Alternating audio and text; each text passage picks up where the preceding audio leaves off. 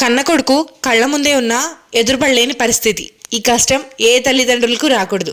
అసలు ఏం జరిగింది, ఎందుకు వాళ్ళు కొడుక్కి ఎదురుపడలేరు, ఏం జరిగిందో తెలియాలంటే వీడియో స్కిప్ చేయకుండా ఎండ్ వరకు చూడండి.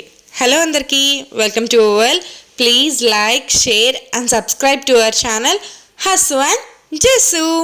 ఇది చనిపోయిన భర్తను వేరే అమ్మాయితో ఎయిర్పోర్ట్లో చూసిన భార్య స్టోరీ సెకండ్ పార్ట్.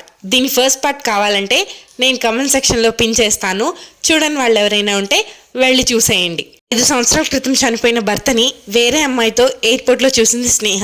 తను ఎవరో తెలియనట్టుగా వెళ్ళిపోయిన అతన్ని తన వెనకాలే ఫాలో చేసింది. అతని కారు వెనకాలే వెళ్ళింది. అతని కార్ ముంబైలోని ఒక రిచ్ ఏరియాలో ఒక పెద్ద ఇంటి ముందు ఆగింది. ఆ ఏరియాని చూస్తేనే అర్థమవుతుంది అక్కడ ఉండే వాళ్ళంతా బాగా డబ్బున్న వాళ్ళని. స్నేహకి అంత పెద్ద ఇల్లు, అక్కడ హంగామా చూడంగానే భయం వేసింది. లోపలికి వెళ్ళి కృష్ణతో మాట్లాడదాం అనుకున్నా మాట్లాడలేక అడ్రస్ నోట్ చేసుకుని అక్కడి నుంచి బయలుదేరి ఫ్లైట్ ఎక్కేసింది. ఫ్లైట్ ఎక్కిన స్నేహ మనసులో ఎన్నో ఆలోచనలు. కృష్ణ డబ్బున్న అమ్మాయిని పెళ్లి చేసుకున్నాడా, నన్ను మోసం చేశాడా అని. ఇంటికి వెళ్ళి అత్తయ్య, నేను కృష్ణని చూశాను, మామయ్య కృష్ణ బ్రతికే ఉన్నాడు అని కృష్ణ వాళ్ళ అమ్మ నాన్నలతో చెప్తుంది. చనిపోయిన వాడు ఎలా బ్రతికొస్తాడమ్మా, నీ భ్రమ అయి ఉంటుంది అంటారు. కావాలంటే నాతో రండి, నేను చూపిస్తానంటూ స్నేహ వాళ్ళని తీసుకుని ఎయిర్పోర్ట్కి బయలుదేరుతుంది. మనసులో ఒక చిన్న అనుమానం ఉన్న స్నేహ బలవంత పెట్టడంతో ఆమెతో పాటు ముంబై బయలుదేరుతారు. ఎక్కడో వాళ్ళకు కూడా ఒక చిన్న ఆశ, వాళ్ళ కొడుకు నిజంగానే బ్రతుకున్నాడేమోనని. ముంబైలో తాను నోట్ చేసుకున్న అడ్రస్కి వాళ్ళని తీసుకువెళ్తుంది స్నేహ. ఆ ఇంటి గోడ మీద డాక్టర్ వేమూరి ప్రసాద్ అనే నేమ్ బోర్డ్ చూసి షాక్తో అలా నిలబడిపోతారు కృష్ణ వాళ్ళ అమ్మ నాన్న. లోపలికి వెళ్దాం పదండి అంటున్న స్నేహను ఆపి, అతను మన కృష్ణ కాదమ్మా, పద వెళ్ళిపోదాం అంటారు వాళ్ళు. అదేంటత్తయ్య, మీరు అసలు అతన్ని చూడకుండానే మన కృష్ణ కాదంటారేంటి, ఏమైంది మీకు అంటూ వాళ్లతో వాదిస్తుంది స్నేహ.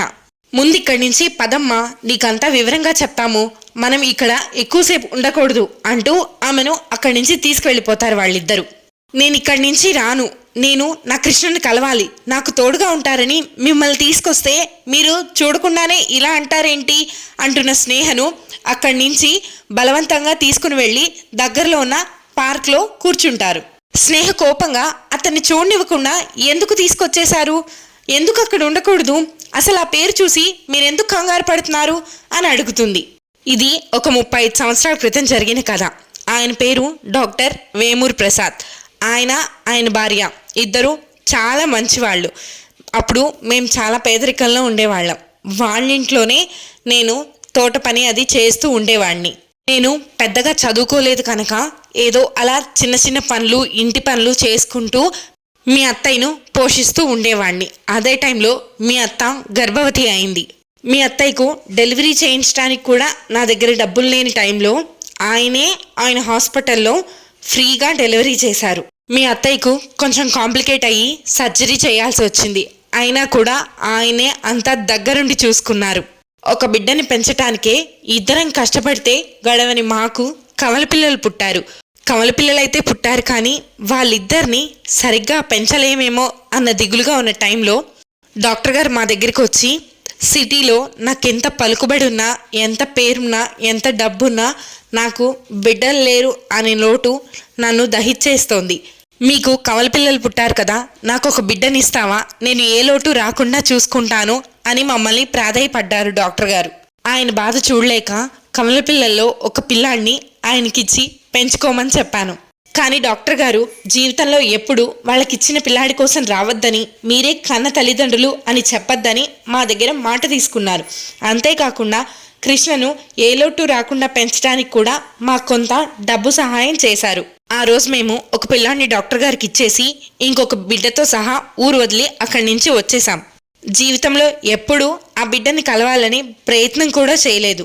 అందుకే వాళ్ళకిచ్చిన మాట ప్రకారం వాళ్ళకి ఎదురు పడకుండా నిన్న అక్కడి నుంచి తీసుకువచ్చేసాం. అతను మన కృష్ణ కాదు, అచ్చం కృష్ణలాగానే ఉండే తన తమ్ముడు. కలిసి పుట్టిన వాళ్ళని విడగొట్టిన పాపానికే ఈరోజు మాకున్న ఒక్క బిడ్డను కూడా దూరం చేశాడు ఆ భగవంతుడు అంటూ ఏడుస్తారు. ఏడుస్తున్న వాళ్లను ఓదారుస్తూ, మీరు చేసింది తప్పేం కాదు, పిల్లలు లేని వాళ్లకు అమ్మా నాన్న అని పిలిపించుకునే భాగ్యం కల్పించారు నాలో కృష్ణని చూసుకోండి అంటుంది స్నేహ. ఐ హోప్ మీ అందరికీ ఈ వీడియో నచ్చింది అనుకుంటున్నాను. Thank you for watching. Please do subscribe to our channel Hasu and జస్సు.